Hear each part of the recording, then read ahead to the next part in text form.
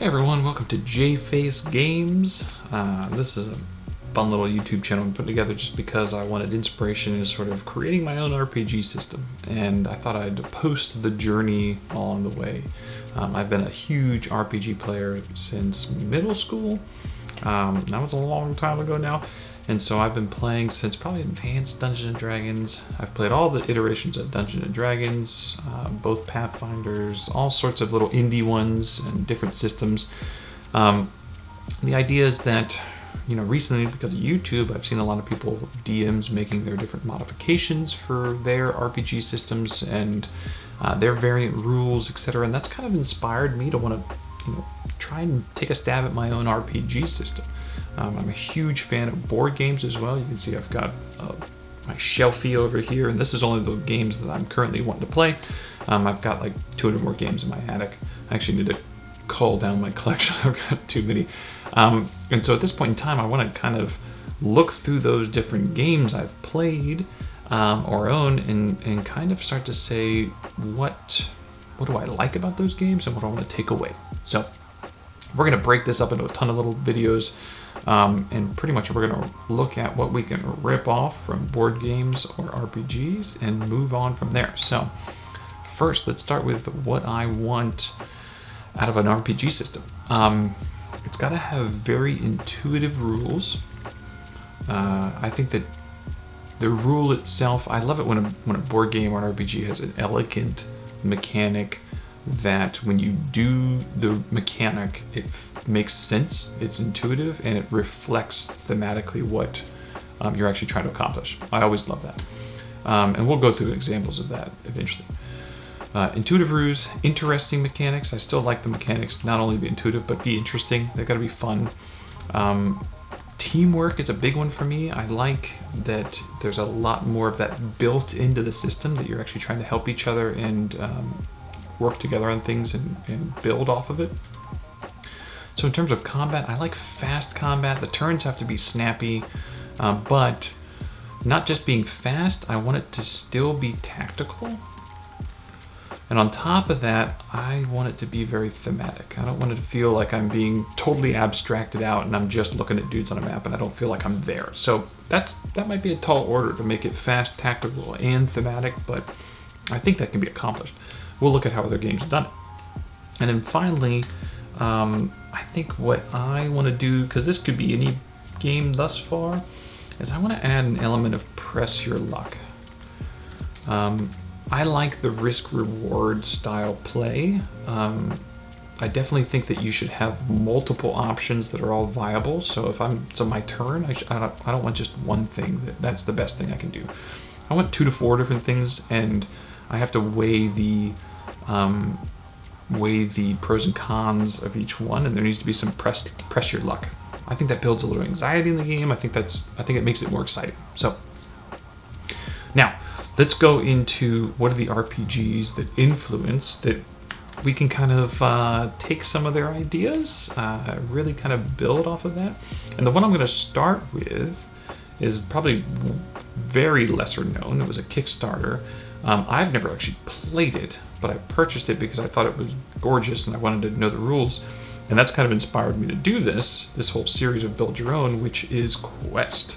So here is the additional cards for the players.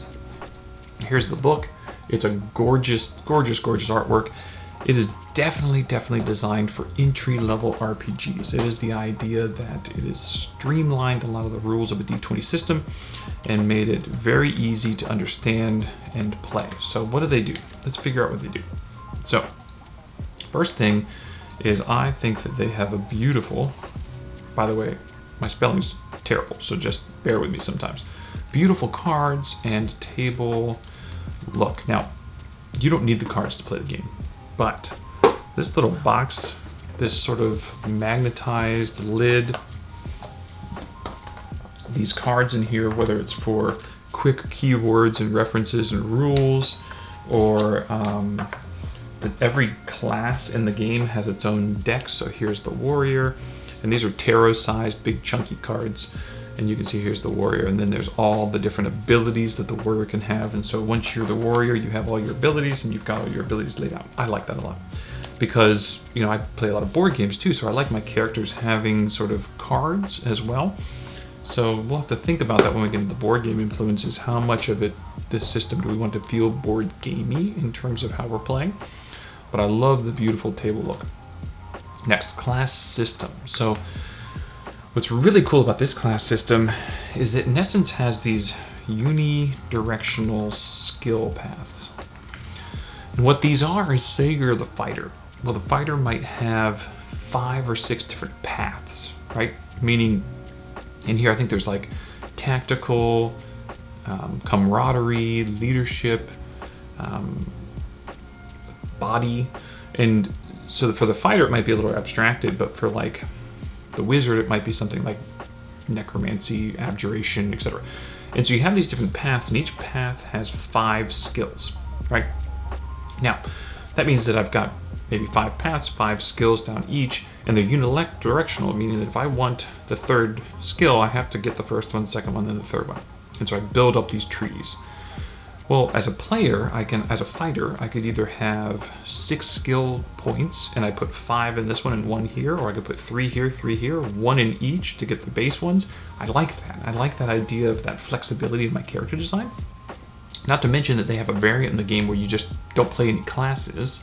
You just combine all, because there's like 9 classes. You're talking about 5 skill trees, so you're talking about 45 skill paths or skill paths. And you get to choose where your points go. That could be amazing. That could be amazing. So it's not a traditional skill tree that you have this branching. It's skill paths. Awesome. Love it. What else? They do a Mad Libs style character design,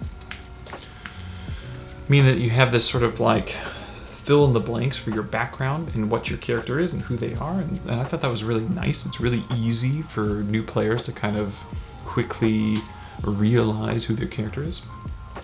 This is where that simplicity comes in. They have a very simple D20 mechanic, right? So the idea being that if you roll a 1, that's a catastrophe. If you roll a 2 to 5, that's just a straight failure. A 6 to 10 is a tough choice, but with success. And then 11 to 19 is just full-on success. And then a 20 is a triumph. So this never changes because there's no pluses or minuses to your characters. There's no, you get a +4 as you level. There's no proficiency if you're 5e. So this never scales. It's just always I roll a d20 and this is what I do. There's some simplicity there for sure. It means that monsters don't have ACs. It means they never scale in that sense. So that's simple, but it might change sort of the complexity of like the tactical combat, etc. Those sort of decisions, which sometimes can be really fun in the system.